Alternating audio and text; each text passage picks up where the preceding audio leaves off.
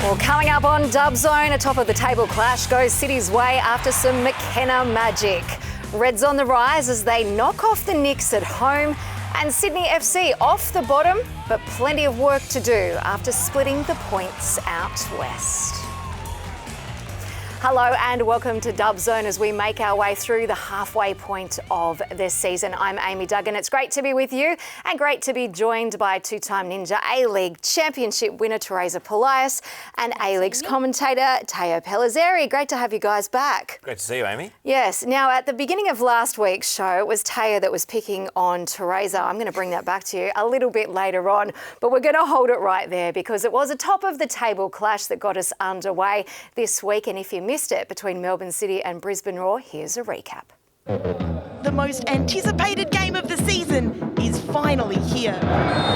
Cutting inside is Speckmeyer, putting a ball in the middle. Harvey can't beat Blizzard. Come out to McKenna. Melbourne City take the lead. The American Olivia Sakani setting her wall.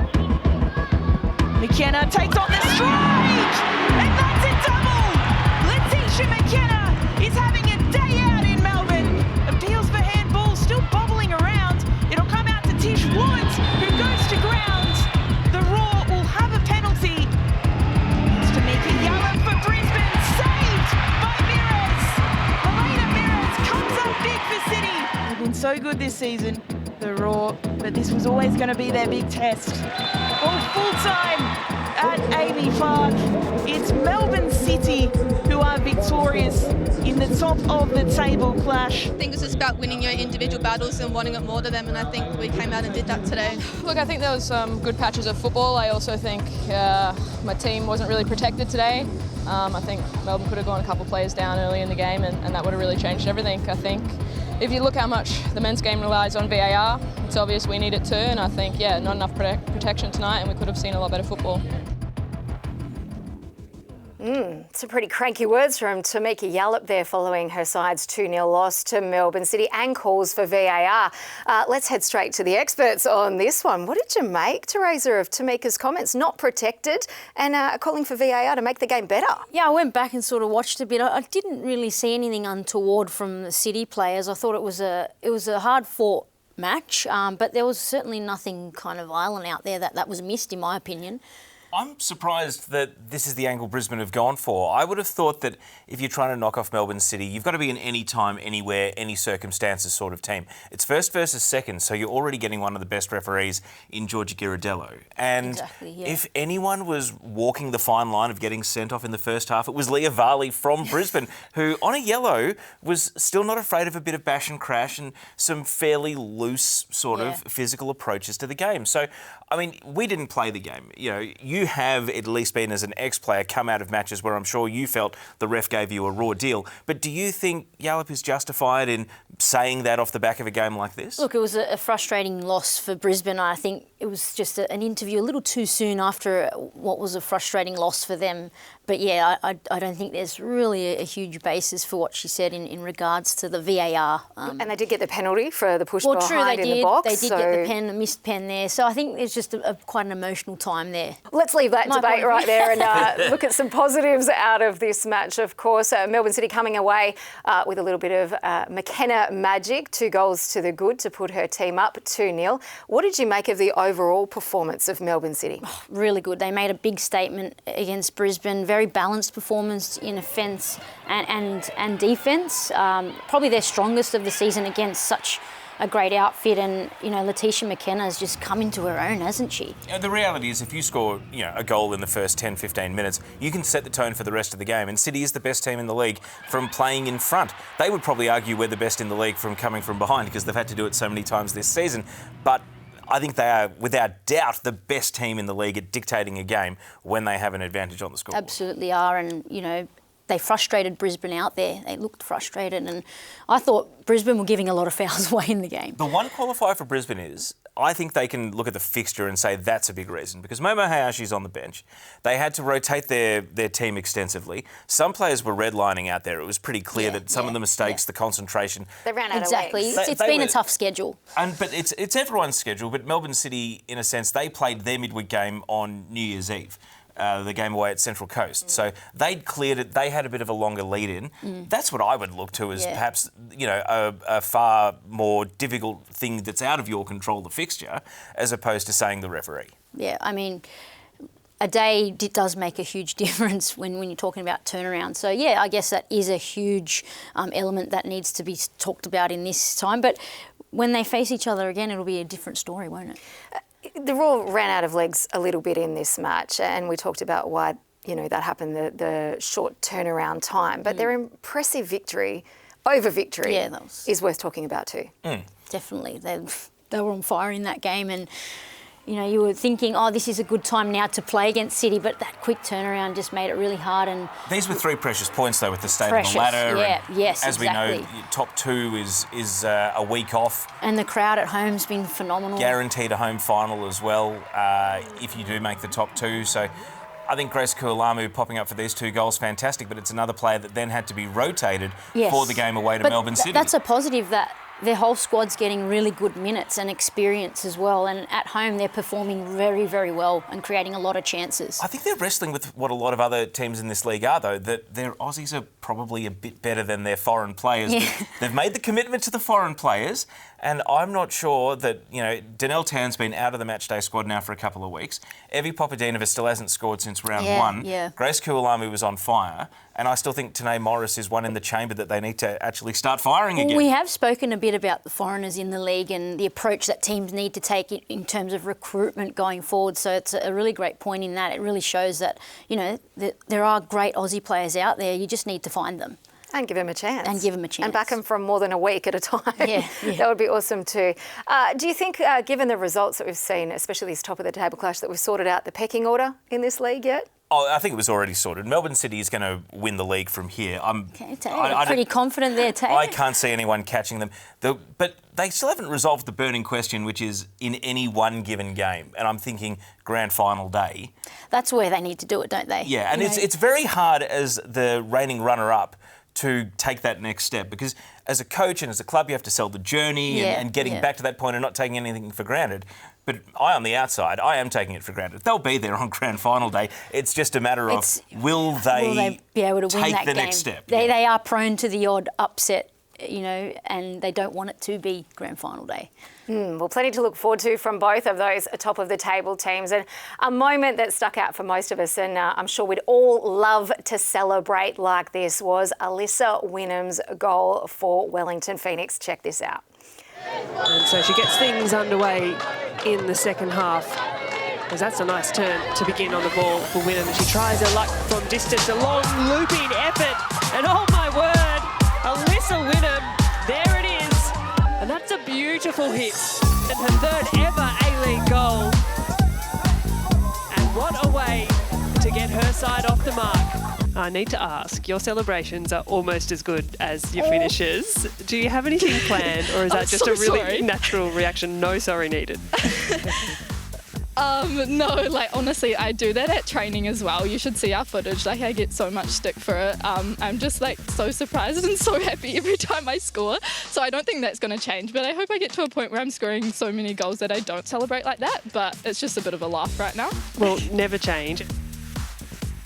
Oh yes, have to agree with that sentiment, and her energy just infectious, leaving us all, I think, with a smile ear to ear. But what about the audacity of the goal and the timing of the goal? I'm shocked that she's actually surprised that she scored, because she went for it and it was on, the opportunity was on, but no, really wholesome stuff from Wynnham there. I think there's an element of surprise because Alyssa Wynnham throughout the whole season has been getting into good goal scoring positions not finishing, and we're just waiting for her to take that next step. This is a player who could be 5, 8, 10 goals a season, even in the back half of the season, 5+ in the remaining games, due to her movement and the positions she gets into to score. She does. She's now linking up really well with Ferguson and Main and Longo as well. So it's come at a good time, though.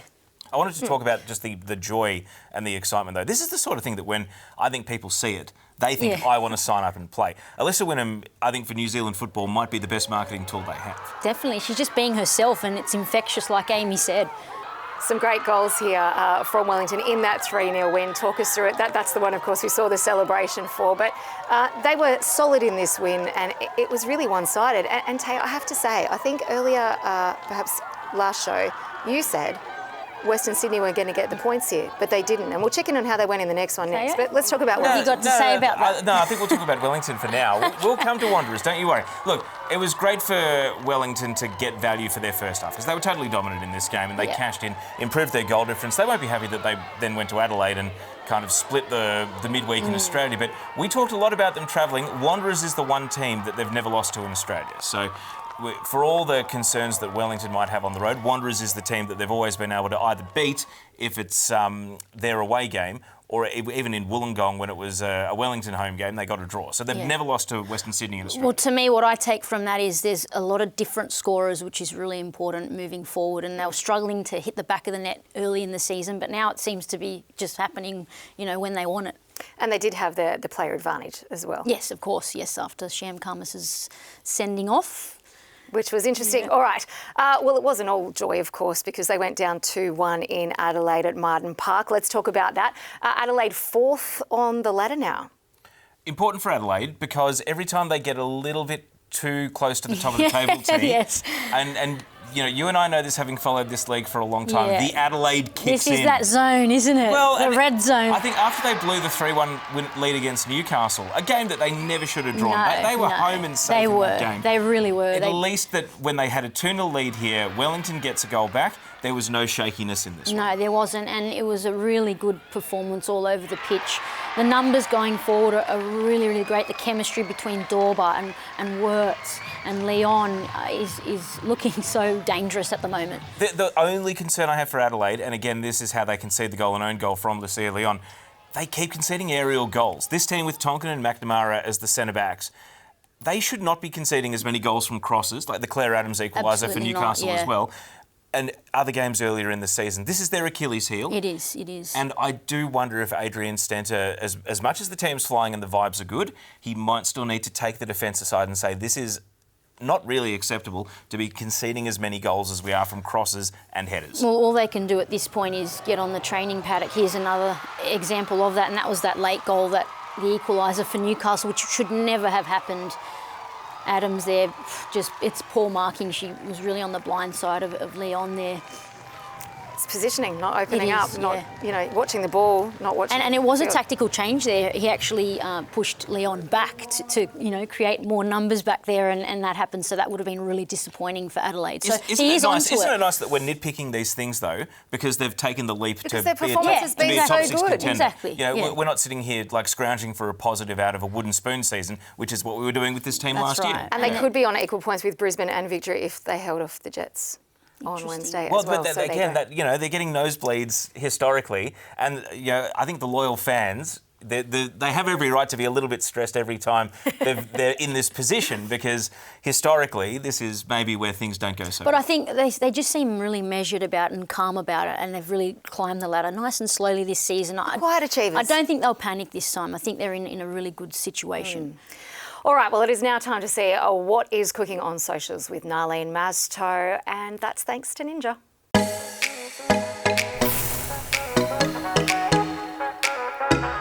Hi, I'm Nalin Mastou with What's Cooking on Socials and in the world of women's football.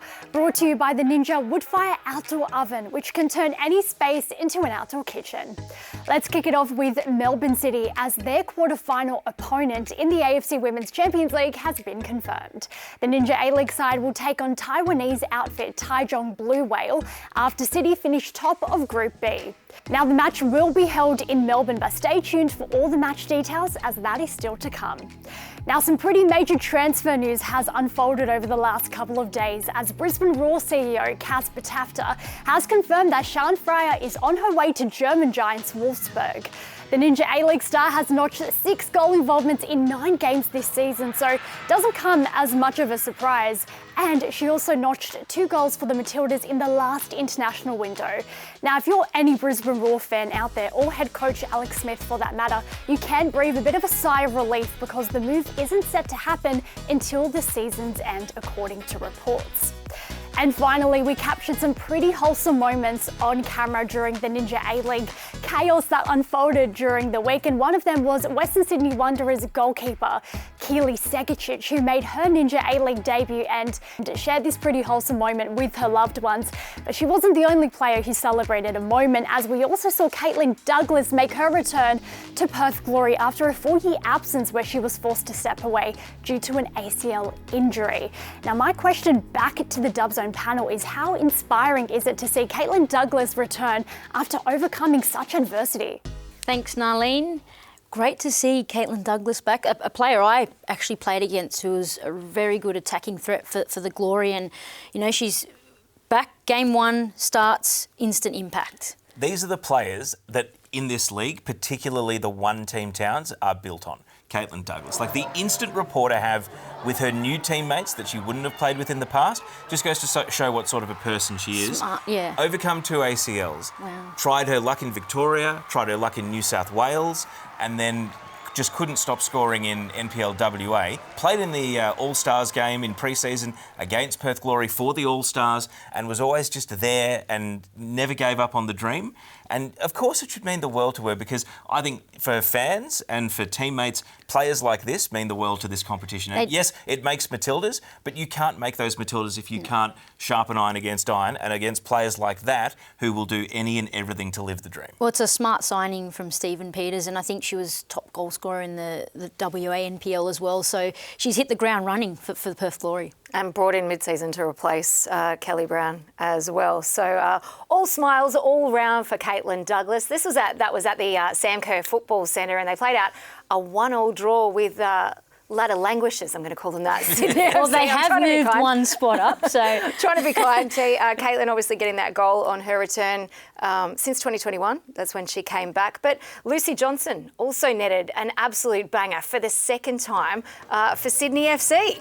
Yeah, she's just really finding the net at the moment. I'm really pleased for her because, you know, she had a bit of time out with injury, and she's had 2 really good performances on the pitch and 2 goals. This was the culmination of a first half where Sydney created most of the chances, They did, yeah. went behind, and then the second half was all Perth. But I think the wind did have a big factor in that. Perth had the wind at their backs. They really felt liberated to shoot from anywhere, and Georgia Cassidy was trying to score goal of the year, I think quite rightly, from some of the dead ball situations, because as the game went on, only one team was going to win this, and if anything, as much as it doesn't help them on the ladder, it was a good point for Sydney because they were the ones holding on at the end. Yeah, and it's a tough trip to Perth as well, but I think both teams really went for it in this game. It was an entertaining game, a lot of chances. It could have gone either way. In the end, I do think a draw was fair.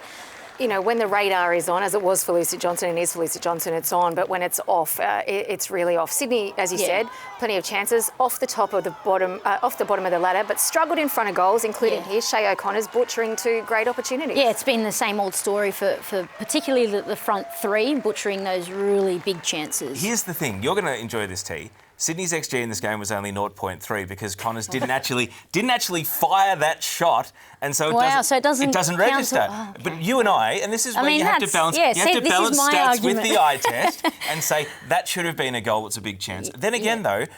How many weeks in a row can you say that should have been a goal and it's not before you start to concede, well, maybe it's never going to be a goal? And Ante Juric responded by subbing Shay Connors off at half-time. Yeah, he had to make a change. And did he? You know, well, he subbed 2 big players at half-time.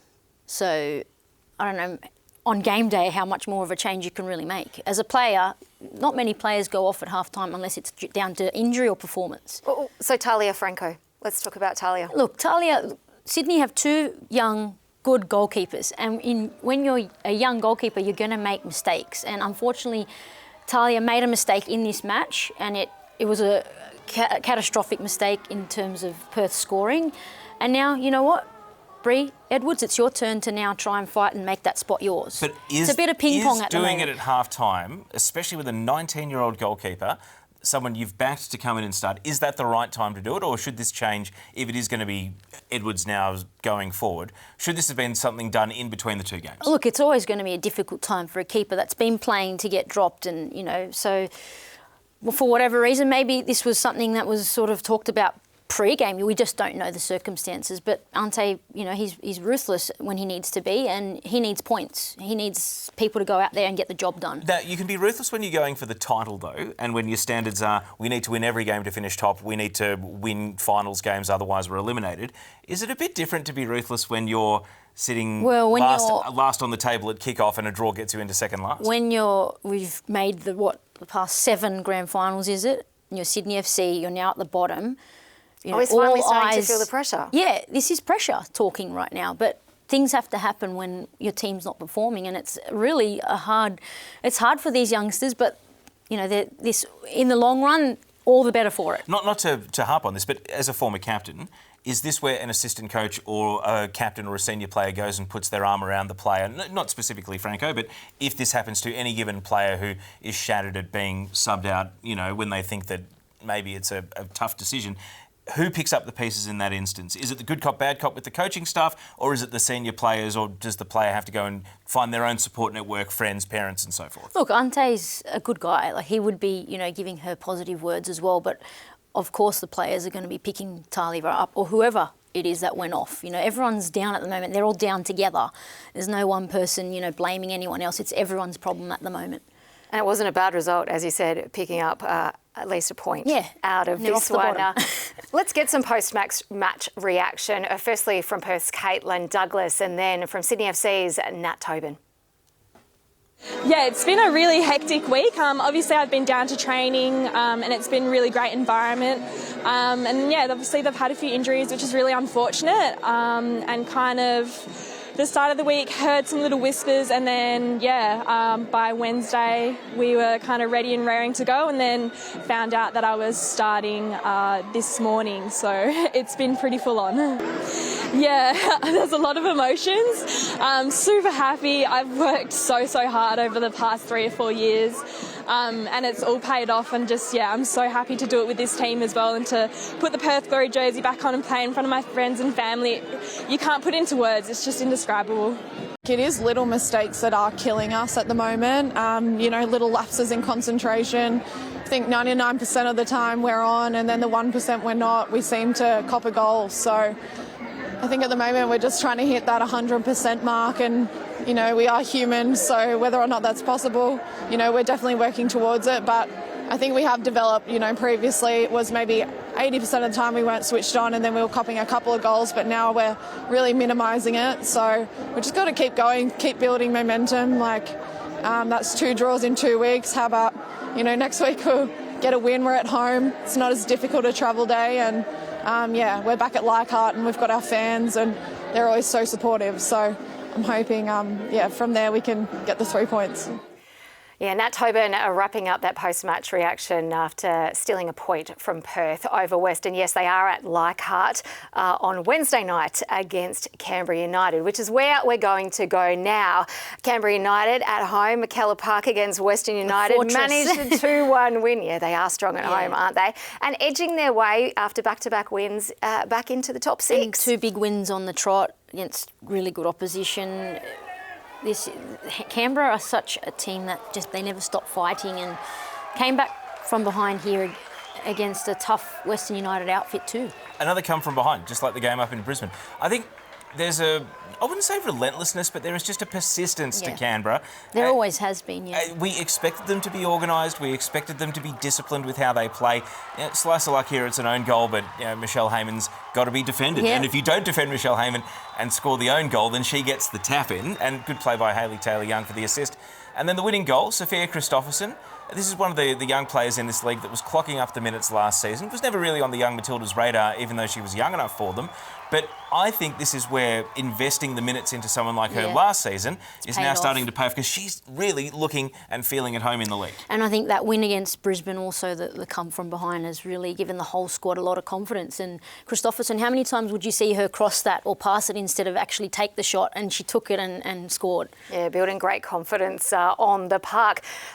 Some Some worries for Western United, though. Up and down form, haven't been able to put together back-to-back wins across the season, and now also a possible injury to Chloe Lagazzo. Yeah. Yep. Not just Lagazzo, Claudia Miocic went off injured as well. Yeah. So, I mean, they're burning subs on injured players. This is Miocic after they conceded the goal to go 2-1 down. And you see the clock there, it's still early. It's not even the hour mark. And then Lagazzo was in the wars. She's a combative player, and she tried to come back on, copped another foul, and then had to be subbed off again. 20 minutes to go, you're chasing the game. You want Lagazzo out there, but time was up, and we've asked Western United if these are injuries that are going to rule them out for Melbourne City on Friday, and we haven't heard back. So I'm guessing they're both probably out. I would say they're both trying to get to the start line, and they can't disclose either way just yet. They could potentially give them till warm up even to be right for the game, but the tough schedule has made it difficult as well. Tough schedule, player turnover. Is this what we're putting down to this mismatched form? It's been a yo-yo of a season for Western United, but they're not playing poorly. They create a lot of chances, and I think that's the issue. The fact they don't capitalise on their chances, they get themselves under pressure, and then it makes the game a huge battle for them. They created very little in this game. I think they only had 2 or 3 shots on target for the entire match. But even just in terms of like the perception of a threat, we saw Chiara Di Demizio come on there. She had one good chance, which was a shot that was fired wide. But even with the intensity stepping up and the urgency in their play, there wasn't actually a lot of creating of goal-scoring opportunities. And I think that's a credit to Canberra and how they set up, holding on to a 2-1 lead. Yeah, and also I think it gives you a bit of an insight into their mentality at the moment. Perhaps they're low on confidence, but they are a team that fights, and they're thereabouts. They're still close to the 6. I think it's better for you on the ladder if you go win-loss than drawing every week. Yeah, absolutely. So, if you make finals, and that's how you do it, I think any team would take that. Learnings along the way, and there will be plenty to come to for the Western Sydney Wanderers as we head up the M5 and M7 to Wanderers Park. Now, Teo's prediction was that the Wanderers were going to pick up some points over this stretch of games, and that hasn't come true. And I feel like I should give T the floor here. Because Teo, what have you got to say about this? You said they were going to pick up the points here. What do you think went wrong? I have an apology. Wanderers, I'm sorry that I believe in you more than you believe in yourselves, because the numbers here are inexplicable. 3 shots on target versus 25 over these 2 games, 0.6 XG to 5.55. Their opponents had 63 total shots across the Wellington and Central Coast games. We thought there was going to be a new coach bounce. If anything, it's going aggressively the other way. And the eye test might say, they lose 3-0 and 3-1. But the underlying numbers, they got blown away in both matches. And that should be red alert concerns, given there's half a season to go. Can I just say, from my perspective, and no disrespect at all to Segovcic, I think she's a youngster, she came in and did okay. But once Sham Karmas got that red card, you saw their heads drop. And I feel like not having her presence at the back has taken a lot away from Western Sydney. Well, you've got to remember, Karmas and Harrison are their only 2 players, I think, over the age of 25. So I think they just need more leadership. It's so starkly contrasted against the Mariners, where M. Husband brought in Pennock and Nunn, 2 of the 10 oldest players in the league, as targeted off-season recruits, perhaps recognising that was one of the opportunities. The league's getting younger, less experienced. Let's bring in some hardened professionals who know how to set an example and lead the way, even if they're not, kind of lights out at the level of, the Jess Fishlocks or Kim Littles that used to come here as foreign players from the United Kingdom in the past. Well, again, that's another approach to recruitment that going forward, there's nothing you can do to your squads now. I mean, Olivia Price did start that match, which she's very experienced, scored a bomb at the end. That was a great strike at the end. She just blasted that into the net. So they feel so good, T. They do, don't they? You know, at training, when you've hit it, Peach. Yeah. You got that at training. Ding. At training. You got that little ding. So, look, I've highlighted some concerns for the Wanderers. We thought there was going to be a new coach bounce. There wasn't. They've got half the season to go. They are now back in familiar surrounds of last on the table. Yeah. What do they do? I thought they were picking it up. I really did. They were starting to, bring each other into the game, play forward, get Sophie Harding on the ball, and it's just gone away all of a sudden. And I put it down to them losing Sham Karmas in that game. In terms of a mental perspective, whether it's right or wrong, sometimes losing a leader on the pitch really takes away your confidence. Still plenty to learn, that is, for the Wanderers who find themselves back at the bottom of the ladder. Newcastle Jets and Melbourne Victory. Well, this was a turn of events, I think, because I'm not sure any of us would have picked this score. Gilnick and Lowe back in scoring form here, which is great to see, but ultimately Melbourne Victory getting the victory. Yeah, I thought it was Melbourne Victory's best performance since that City game where they played really, really well, and it was good to see Gilnick on the score sheet and Rachel Lowe getting on the score sheet. I thought they controlled this game in all facets, really. Melbourne Victory are a bit like Western United in that, they were flat against Brisbane, but maybe that could be expected, midweek game away to Brisbane. But when they bounce back, they do so in a very, I think, unremarkable way. There's an element of control to their play. I think their floor is obviously clearly higher than Western's when they have a bad day. I just wonder how high is their ceiling. Again, they went for we spoke about back 4, back 5 last week. Yeah. Laura Pickett was back in and starting for this particular game. They're still looking at playing Alana Janchevsky in a potentially deeper and wider role when I'm sure if she had a choice, she would still be playing as a number 10. That's an interesting one, but the thing is, Rachel Lowe at least scored again. Yes. So you've got Chidiac and Lowe, and you've got this crowd of players whose first preference would be to play as a number 10, and many of them have to wear a different hat and play somewhere else if they want to start. It seems like Jeff Hopkins has to still experiment at this point in the season with where everyone really fits. But if you look at that squad on paper, you talked about their ceiling, what's their limit? They should be fighting for that top spot against City. Let's also talk about the Jets because they failed to back up, obviously, that great comeback against Adelaide United midweek. And I do need to raise another point. This was played at the number 2 sports ground. Now, we've all got ways of explaining what a number 2 is, but surely there's a better name for this ground, and surely there's a former player out there, a former Matilda perhaps even, who lives in the region, that we could perhaps name the number 2 sports ground after. Totally agree. I mean, it's not really an enticing name, is it? There's plenty of other options there. Give us some names that come off the top of your head. Well, Joey Peters, Cheryl Salisbury, Emily Van Egmond, who's not retired, but, we're talking greats. There are so many greats from up north. Yeah, I think there are the retired players, many of them had either retired or were about to retire just as I started covering this league in 2010. So I think, I can't... You can't go past Cheryl. I can't talk about Cheryl Salisbury's playing career because, I missed most of it. But Amy, you can. Is that the most appropriate person to name the ground after? It's certainly the name that would stick out to me. And I just think it's an opportunity missed that we're not paying tribute to, the people that played their hearts out, not just for their country, but also for their region, and did so very, very proudly. Shall we get some post-match reaction following that Melbourne Victory win at the number 2 sports ground? Here's Emily Gilnick.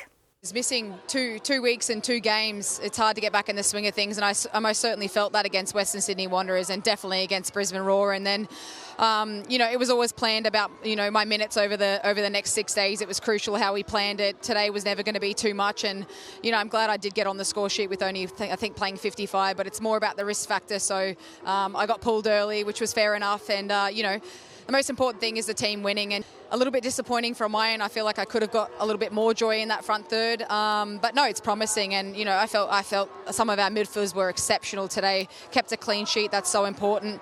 I think the work rate, considering this is the back end of 3 games and our third in 6, it was really, really good to see that the girls could put in a shift and finish out the game strong.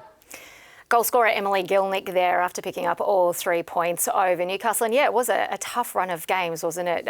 3 games in 6 days, but always expecting more from herself. Let's take a look at the Ninja A-League ladder. And as Teo has already pointed out, Melbourne City right on top there with now a 4-point buffer over Brisbane Roar after that top of the table clash. What else interests us here besides Sydney FC sitting right down at the bottom? Nice and steadily. T, if you had to pick a team outside the top 6 to go on a run, I mean... Canberra, I'm thinking. Canberra, okay. Great couple runner games, high on confidence and thereabouts. Okay, I mean, I still think that Western United will bounce back with this win-loss pattern. The only issue for them is their next game is Melbourne City. So even though they've never lost to Melbourne City in this competition, even a draw would be a good result relative to the rest of the league, even if it won't help them on the ladder in the short term. And what better way to bounce back than against the leaders? Well, there is plenty to whet your appetite coming up in around 12. And that is going to kick off, well, you won't have to wait long, Wednesday night, January 15th, 7 p.m. at Leichhardt Oval. Can Sydney FC finally pick up 3 points? They must. That's simple as that. They must win this game. I think 18 Keane will score against a former team. All right, moving on. Friday, we'll have Melbourne City and Western United going head-to-head at Ironbark Fields. And then Saturday evening is sorted. Yes, Canberra, Western Sydney Wanderers, McKellar Park, that Canberra fortress. We'll see if it can hold firm. And then Melbourne Victory taking on Perth from the home of the Matildas. All these matches coming away on 10 Play and Paramount Plus. Sunday, triple the fun on Sunday. Royal Park from 2 p.m. as Wellington and Newcastle Jets go head-to-head. Then Sydney FC will back up against the Mariners again at Leichhardt, looking to do the double at 5 p.m. and we'll head up to Perry Park in Queensland to round out round 12. Brisbane up against Adelaide. All right, before we head off, let's check in on what's happening on this week's episode of Total A-Leagues. This week on Total A-Leagues, the great J.A. John Aloisi joins us. Western United are on fire at the moment. The comeback kings of the Isuzu Ute A-League. We talk about Sydney FC, another hat-trick at the weekend, this time from Adrian Segicic. Melbourne Victory under pressure, and there's plenty of transfer rumours to discuss. Tommy Orr is along for the ride again this week. Another cracking show ahead. Subscribe to the official YouTube channel for the A-Leagues and aleagues.com.au, the website. That about does it for us. Thank you so much to Teresa and Teo. One match you've got your eye on this weekend. Brisbane Adelaide in terms of ladder positioning and fighting for those top spots. Teo? Always spicy when Western United play Melbourne City at Ironbark, a new wrinkle. I'm really looking forward to it. Well, whoever, hope you both are winners, and whoever you're going for at home, I hope they are winners as well. That's all we've got time for on Dub Zone. I'm Amy Duggan. Thanks for your company. See you next time.